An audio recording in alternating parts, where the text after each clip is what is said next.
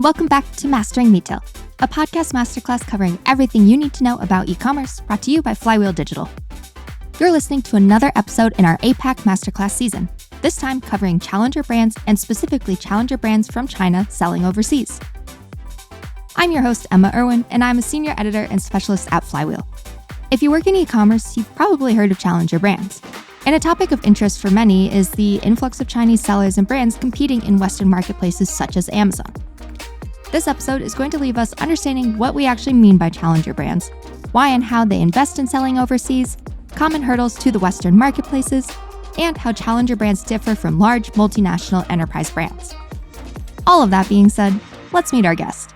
My name is Robbie Zhang, and my title is Business Operation Director of 4K Miles. Perfect. And then 4K Miles is one of our brands that we haven't talked about on this podcast. Can you tell me a little bit about what 4K Miles does? 4K Miles is an essential company, same as Flywheel. So we are a Chinese company or Chinese agency who are dedicated to help Chinese overseas sellers for brand building, video buying, and content creating, and also we provide managed service for Chinese brands to sell via Western marketplaces. And like every other episode in this season, I had to ask Robbie where he first most commonly shops. I'm mostly using Taobao from Alibaba. And also Jingdong, which like a JD. These are two marketplaces I was using for shopping in China marketplace. And also I use a lot of Amazon US. And for that part, probably using forwarder from Hong Kong and buy stuff from Amazon US to the forwarder, then for back to China. Kind of complicated, but I use it a lot. Interesting. I didn't know you could do that. Yeah. All right, since you said Taobao first, what is the last thing you purchased from Taobao? Last thing from Taobao will be a charger, actually. Nice. Yeah. These days, we need a lot of charger for travel, for work. Yep, and I lose them all the time, so I feel you there. Uh-huh. Last one before we get into challenger brands, but I'm going to ask it now, and then we'll come back to it at the end. And also a question that we ask everyone, but something that is on a digital wish list of yours, which means that it lives in a cart forever and you won't actually purchase it. And then at the end, we'll cover why. So not a charger because you need a charger, but something a little bit different that you won't actually purchase. Sound good to cover it at the end? Yeah, of course. So let's get into the meat of this episode. We have 3 sections. First up, what are challenger brands? Second, how challenger brands differ from enterprise brands. And third, strategies for success in Western marketplaces / the future of Chinese challenger brands in the West. But of course, we had to start with Robbie's definition of challenger brands.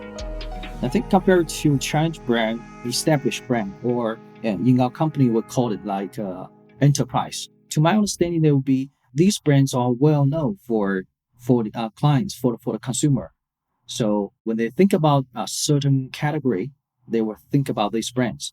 But for challenger brands, actually their sales really good in certain area or in certain marketplaces, but not well known for the other part of Earth. Like some brands, their sales really good in China, but not well known for Western consumers. They're trying to sell overseas. So we'll say these kind of brands will be challenger brands because they have good products, but they not well known in Western marketplace. Gotcha. And in this case, because this is our APAC Masterclass, we're talking specifically about Chinese brands selling in Western marketplaces. But I'm curious, why do so many Chinese sellers or brands enter Western marketplaces? Like, what opportunity lies in there?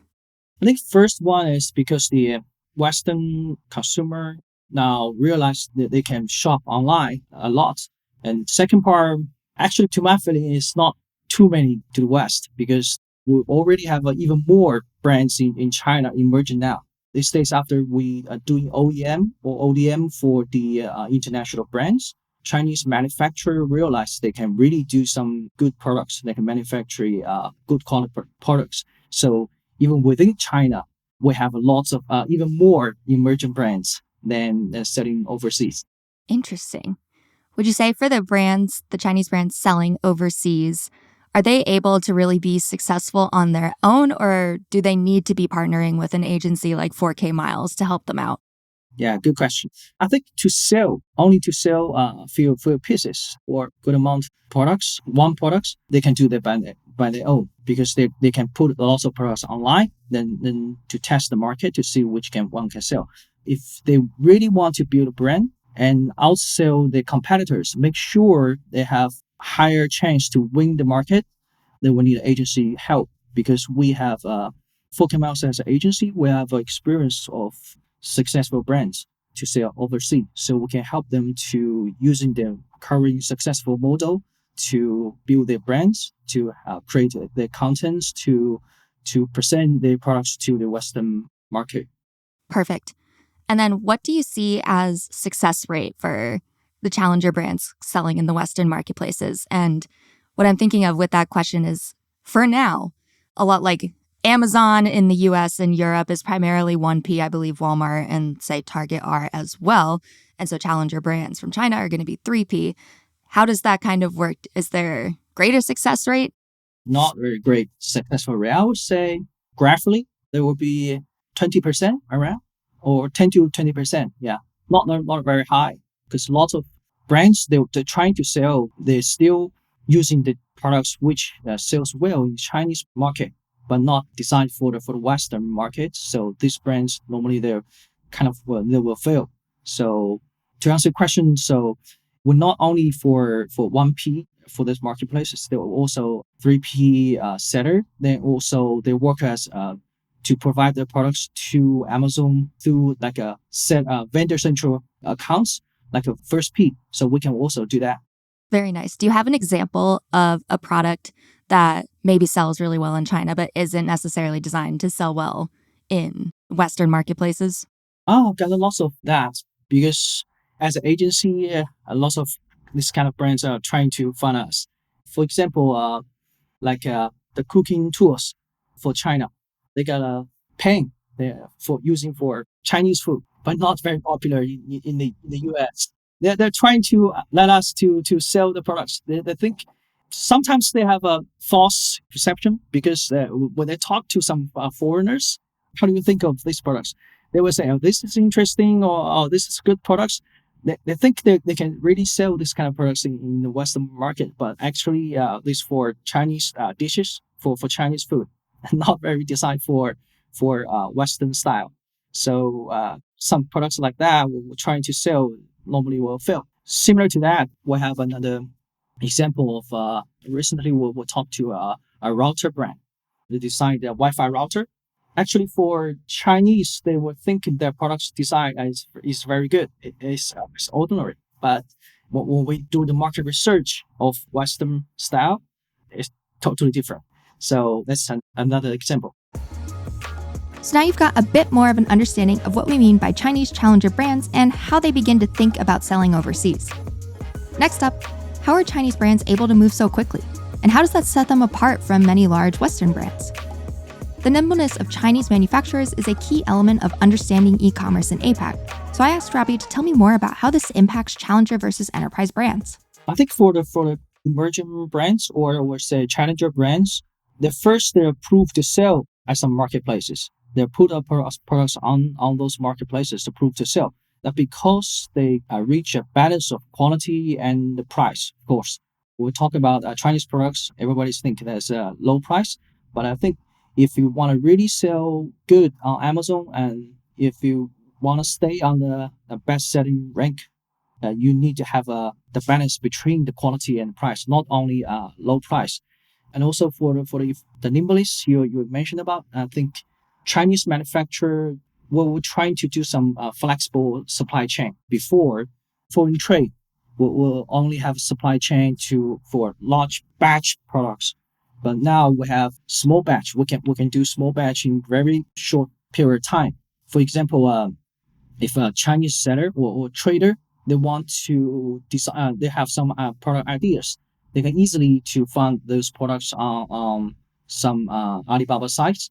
Then also they can talk to the manufacturer. Within 1 week, they can have a sample. If everything went well, after 1 month, they can have the first products to ship out. And for websites like Shein or like Zaful, the fashion brands, or if you know their size, their supply chain can even do much better because they're for new model for clothes, they can manufacture from the idea to actually online. It will be 1 week. That's crazy. The idea they can talk to the factory, then they can like have a sample 3 or 4 days. And everything is went well. They can just put it online by using the system. So this is really quick. That's crazy. I've been on lots of flywheel accounts where we kind of help out. We a little bit with like product development, but by the time that product comes out, it's been like it takes like a year to get a new product out and on the marketplace. And then by then, sometimes it's too late and we've kind of missed the opportunity in the wave of that product. So it's amazing that Chinese manufacturers can move so fast. Yeah, actually, when I say 1 week, there will be like easy to make, not lots of technology included the products. Just they copy some clothes or design, or that they have ideas from others. They're very simple ones. But when we design electronics products, then it takes a lot of time. That makes sense. And there's a lot more safety kind of things to think about with electronics and whatnot as well. All right. You mentioned something that 4K Miles does has to do with like content. And I'm curious, does content have to differ when you're selling on a Chinese marketplace versus a Western marketplace for the brands that you're helping? Yeah, very good question. That's the most headache for us actually, because this is really important for the content, and it's very different. It's very different. We're trying to do that, but thanks to ChatGPT, that will have a better solution for that. But for the content, they're very very different because in China, when we present the content, people more like we need to give them the feeling like how you can feel when they have these products. What can change your part of your life. But in Western style, I think we need to be more straight, and of course, sense of humor is very important in Western culture. Yeah. So we need to decide that. When we make the video for our clients, for Western video, we need lots of creativity to make sure they have very good ideas. They can attract Western customers. Interesting.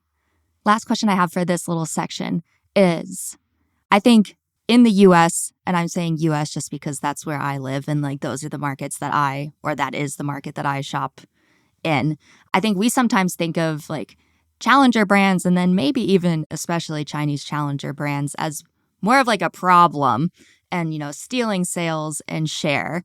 But at the same time, they are also like promoting competition and that's what gets a marketplace going and keeps it going.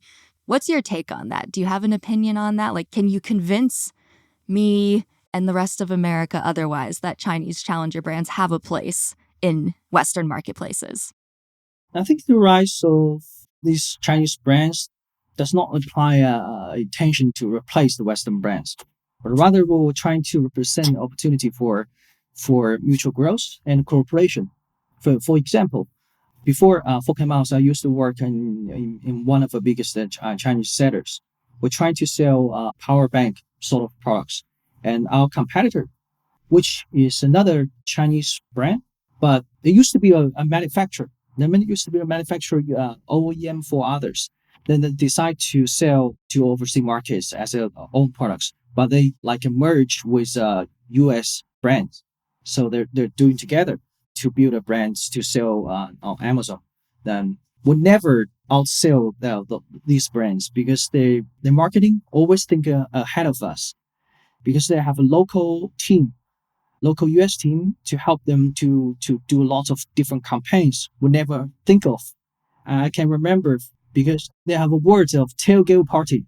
Like when you drive out, you have a tailgate open. You got lots of like a refrigerator and you got foods you enjoy together. We never do that in China, so we never know that when we're like marketing our products in the Western markets. We never thought about that till we see that brands with the help of local team in the US in the market team. We realized, oh, okay, there's another like a campaign opportunities That's just one example. There's a lot of examples we would never think of. They're doing much better than us before. I forget that tailgating is not really done elsewhere outside of America. Okay, yeah. Well, that's first time I heard of this because of that brand. I think because of their local marketing team. They do lots of great. Because I can remember they have a connection with a lot of influencer, which always go out.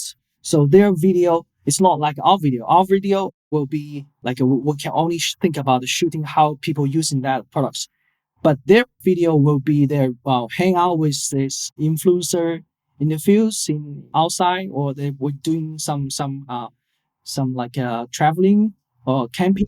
They're doing very casual videos and looks really good to us. That connection, the campaign, and the style is much better. So that's why they can sell like a top of the list of the marketplace. So I think that's a very good example how like Chinese manufacturer and Western company or people working together to build those brands. I think there will be lots of opportunity like that. For sure, I didn't even think about kind of just working together because you're way more efficient if you can all just work together. Yeah. The last of our 3 sections of this episode covers strategies for Chinese challenger brands entering or scaling in Western marketplaces. And of course, we also needed to touch on media a bit here. I needed to know how Chinese brands should think about their investment into a marketplace such as Amazon or Walmart, especially when it comes to their ad spend. How do they know where to start and with what amount? How do they even measure success? That's a really good question because I think Easy one. as an agency, we can contact lots of clients, which are Chinese sellers. They often decide by their past performance and within a short period of time. So RI driven, heavily RI driven or ROIs driven, return on investment. Yeah, they always look at the digits. Once they think the RI is not very good, they cannot make money, they will spend less. But once they see a very good performance, they can spend more. But I think for I talked to some US brands and also like your clients. I think Chinese brand lack of the like an annual media plan. They don't have a dedicated marketing department. They are often those kind of spending or budgets are run by the operation team. Those people are have lots of things to do. They need to put products online. They need to design the page, the detail page. So those kind of people will also decide how much we need to spend. But I think they need to have a annual media plan to think about a big picture. That's crazy to think of just because, like the annual media plan runs so much of our clients' business out here. And like everything goes back to the annual media plan. To think of like just not having one is crazy. Yeah, I know. We're trying to help lots of clients to do that. But I think they're still kind of short-sighted at this stage. But we're trying to educate the market to do that. That's why we need to learn a lot from Flywheel, from US market. Interesting. I'm thinking about, the 2 largest marketplaces that we have in the US are Amazon and Walmart. And I'm curious, does your approach to Amazon versus Walmart differ when you're helping out brands selling on those 2 marketplaces, or is it kind of the same? I would say Chinese sellers are treat them kind of the same. The only difference currently will be it's not that easy for Chinese brands to enter Walmart online. For Amazon, they have sell Amazon projects. They have a complete like system or a SOP for Chinese sellers or manufacturer to get on Amazon, but not that easy for Walmart. Interesting. That's a good clarification. All right. One more question for you. I'm curious, what do you see as the future of challenger brands in the West? I think challenger brands already demonstrate a strong ability for the innovation and also providing like competitive products. They will keep leveraging this technology and manufacturing ability to provide more diverse products in the Western market. In the meantime, I think most likely they were seeking cooperation and partnership with some Western companies. I strongly believe that will happen because the more we contact these brands, the way we're thinking they're trying to quickly build their brands, but they're still a long way behind. So the best way is to work with expertise in the US to do that. So there will be a cooperation and partnership with those companies or expertise. Amazing. That was a great answer, I think. I'm on the same page as you. Thank you. We can wrap it up and go back to your digital wish list. That thing that lives in a cart forever, but you won't actually purchase it, and why? I would say as a vinyl player. Why won't you purchase it? I have lots of vinyl records, so I want to purchase one. But still, in China, there's no really good brand. Lots very good brands are in the West, but it's too big to get it back. That's why. Yeah, they're heavy too. Yeah, they stay in my list for a long time. Well, hopefully someday your records will have a record player to to play. Yeah, thank you. And that wraps up the Challenger Brands episode of our APAC Masterclass. Thank you to Robbie for his insights, and be sure to listen to the rest of our APAC Masterclass season so that you can walk away with a deeper knowledge of e-commerce in Asia Pacific. Also, please share this episode with your network. It really helps us. I've been your host, Emma Irwin, and this episode was produced by Klaus Cancel with sound design by Enos Tenji. See you next time.